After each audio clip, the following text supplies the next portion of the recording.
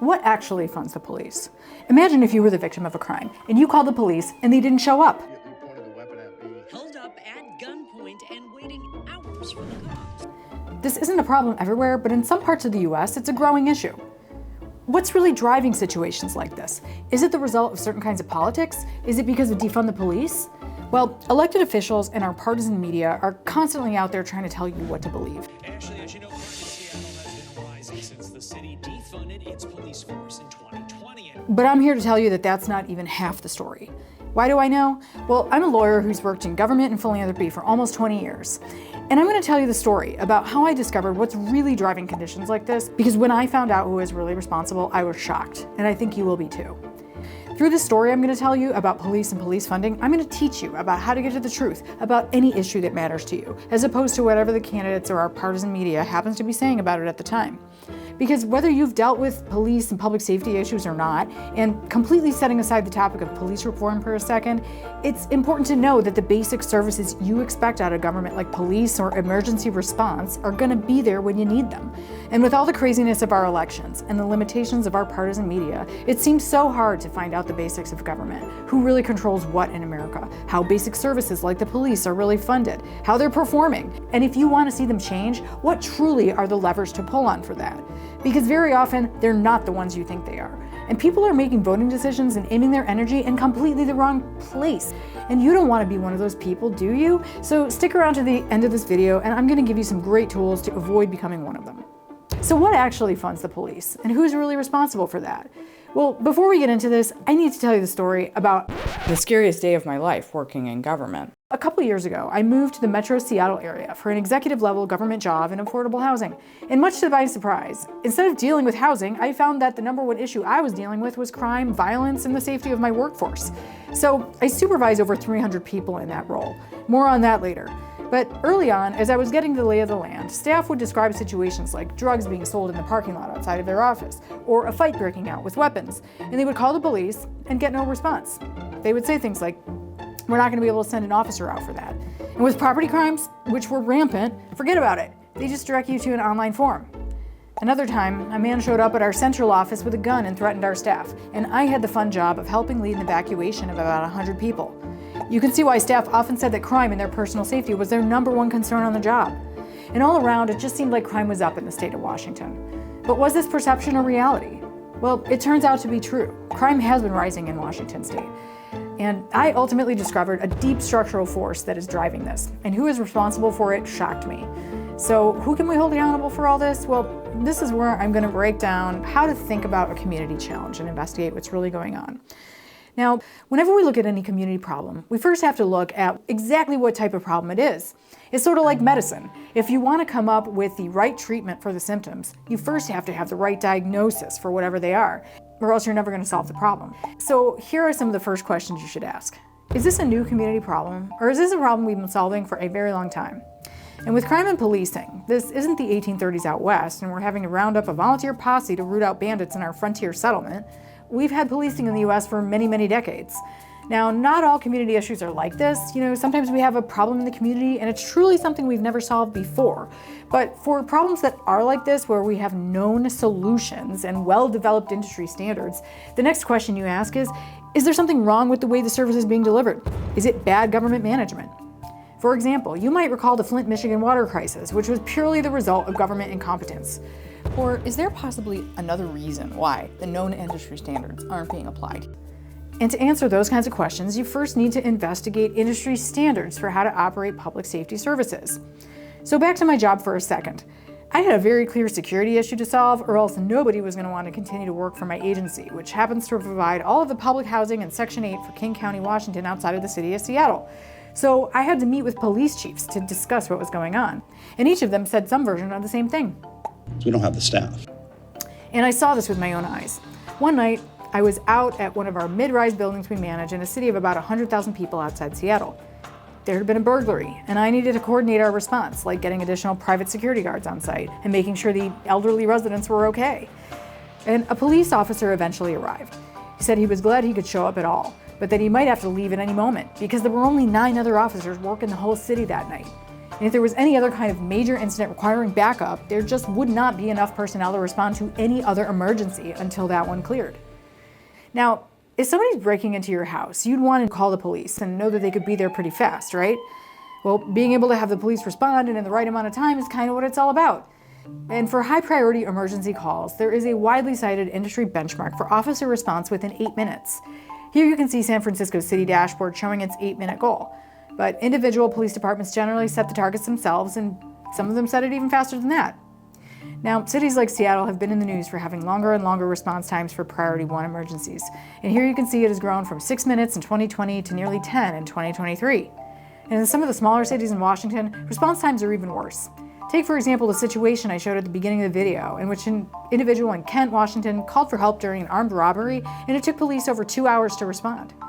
So what is it that drives police response times? Well, having enough personnel to meet the demand for services. And how do we know how many staff a city needs to be able to do that? Well, that's also something we have national benchmarks for. Now, most of the associations that represent cities and put out best practices generally suggest that police departments in urban areas aim for 1.8 to 2.5 officers for every 1,000 residents. Cities like LA have 2.4 officers for every 1,000 residents. New York City has 4.2. But in Seattle, Washington, the police officer to resident ratio is currently only 1.2 officers for every 1,000 residents. And it's very similar in the surrounding cities. So then I went to look at state level comparisons, and what I found about Washington state shocked me even more. Washington has the lowest rate of police per capita in all 50 states in the US. You can see Louisiana up at the top, Ohio in the middle, and Washington state all the way down at the bottom of the list, surpassing even Alaska with the lowest ratio of officers to residents. And there's another factor here which makes it much, much worse: growth in the population. And when we look at the population in the state of Washington from 2004 to 2023, we see an increase of 35%. But the number of police officers in Washington state increased by only 12.75% along that same time frame. So that means the resident population grew almost 3 times as much as the population of police. It's clear we have a problem in Washington state. But what about your community? Do you know your city's stats on police response times or personnel counts? How would that play out for you if you were facing an emergency? But back to our example. What's really causing this and who is responsible? Now, we were talking about whether this was government incompetence or something about supply and demand, right? Well, whenever you're trying to diagnose any community problem and you see that the numbers are just so out of whack like they are in Washington, no amount of government efficiency or better management is going to bring about a fix. There is simply a mismatch in the supply of the service against the demand for it. So should we be looking to the mayors of the cities of Kent or Seattle and blaming them for the situation? Well, before we can get at who to hold accountable, we actually have to look at how police are funded. Now, local police departments are typically a part of your local city and your city budget. Now, how are city budgets funded? Well, I was having a lunch with a colleague of mine who had previously had a long-time role in a city government, and I asked him, what's going on with police funding around the state of Washington? Because all this time, I had really been assuming that the situation was just the result of things like Defund the Police, which of course did take place in Seattle City Council. But no, my colleague said quite plainly, don't you know about the 1% property tax cap? And I said, no, please tell me more. Well, cities are funded by different taxes, but the largest slice of the pie is usually property taxes. And way back in 2001, there was a state law that passed that limited annual increases in property tax revenue for taxing districts like cities to 1%. My colleague went on to explain that ever since, every city in the state of Washington has been combating a long-term structural budget deficit every year in which they are robbing Peter to pay Paul to get basic services funded. Take a look at this March 2024 article from Investigate West, which highlights how local governments are in a crisis because of this cap.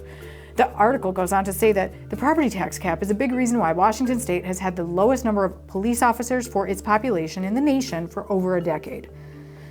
No wonder the cities are struggling. They have an increased demand for services, and they have a limit put on them for how they can fund their response. And property taxes can have some wild variations across the country. Have you ever thought about just how wildly different they can be? Well, let's go to Zillow and look at a roughly $500,000 house in a suburban city in Ohio, Perrysburg. Property tax clocks in here at $9,000 a year. But let's take a look at a similarly priced house in the Bellevue, Washington area. Here are the taxes. That is less than half of the taxes being paid in Ohio.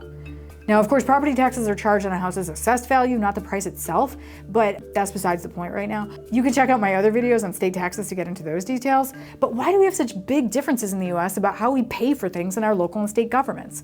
Well, that's also something I cover extensively in other videos, but it's really this concept of federalism, baked right into the US Constitution, which lets states do their own thing. The states were basically here first in the form of colonies, and they didn't want to give up power to anyone or anything that could ever resemble a monarch, even if it was their own federal government. And of course, the states and the colonies were out here writing their own laws and setting up their own state constitutions well before the ratification of the current version of the US federal constitution. And of course, we didn't even have a permanent federal income tax until the year 1913 through the 16th Amendment. So it's really up to state constitutions and state legislatures how they want to raise revenue to pay for services. And they have a lot of different ways that they can do that. And of course, their constitutions and legislators aren't just setting things up at the state level, they're really defining how things are going to work at the local government level too, and at times setting up restrictions around what local government can do to raise local revenue. So who is really responsible then for under-policing in Washington state? With the 1% property tax cap, does that mean we should be blaming the state legislature in Washington for this? Well, here's where the story gets even more interesting. Getting back to that lunch I was having with my colleague, he went on to explain that in 2001, it was actually a ballot initiative that led to the 1% property tax cap. A ballot initiative? You're saying this whole thing got started with a ballot initiative? A ballot initiative is when we give the voters power to say yes or no to a particular law. So that means the folks who brought this thing into existence is the voters themselves, which is us. Now, if you're a Washington voter, you might say, well, that was a really long time ago, and I didn't vote in that election. Or you might say, yeah, but not all voters. It was probably just voters with a lot of money and property who voted this thing into law because they didn't want to pay taxes. Yeah, but it's still voters. Now, let me back up here and say that the legislature did reenact this law after a constitutional challenge. So responsibility is really shared, and it makes it more complicated to point fingers, but unraveling the layers of the onion here point to how people in Washington state can change this now if they really wanted to.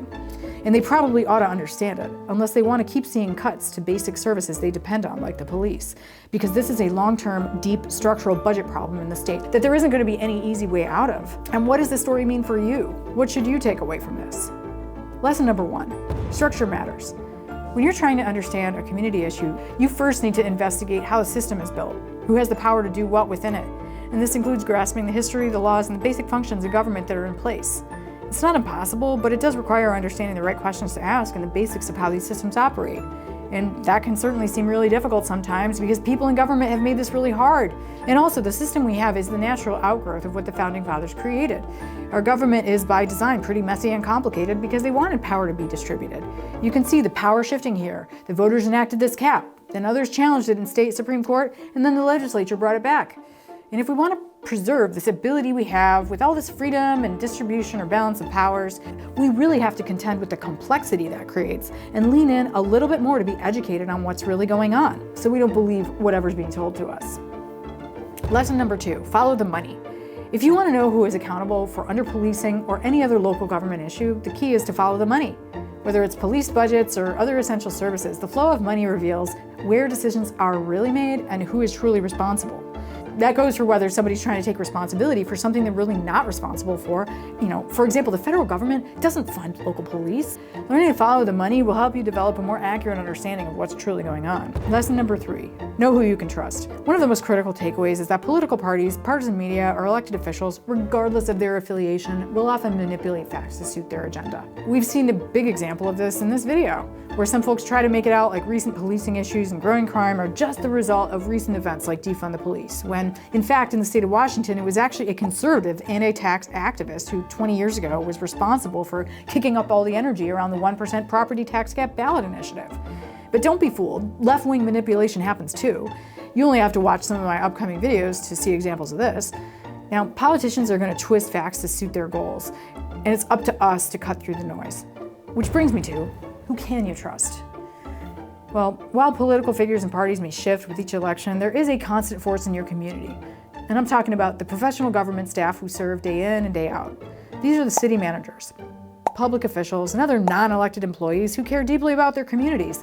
And they're there whether there's a Republican or Democrat in office, and they're the ones you can trust to give you honest information. As you saw in the story, the way I learned about the real force driving low levels of policing in Washington was from a conversation with a colleague who'd been on the front lines of running a city for years. And he understood the issue plain as day. And what's great is you can access these people too. They're often a phone call, an email, or a cup of coffee away. They live in your community and they are there chugging away, running government services and programs, and they know what's really going on. And finally, up-level your understanding of the basics, which is just what we do here at How America Works. We make understanding how your community and country work not just accessible, but interesting, even if you found civics class boring like I did. And we strive to be unbiased because we know there are good people of all political stripes who just want the best for their communities. So if you want more content like this, please like, subscribe, and comment down below about topics you'd like us to cover in future videos on How America Works.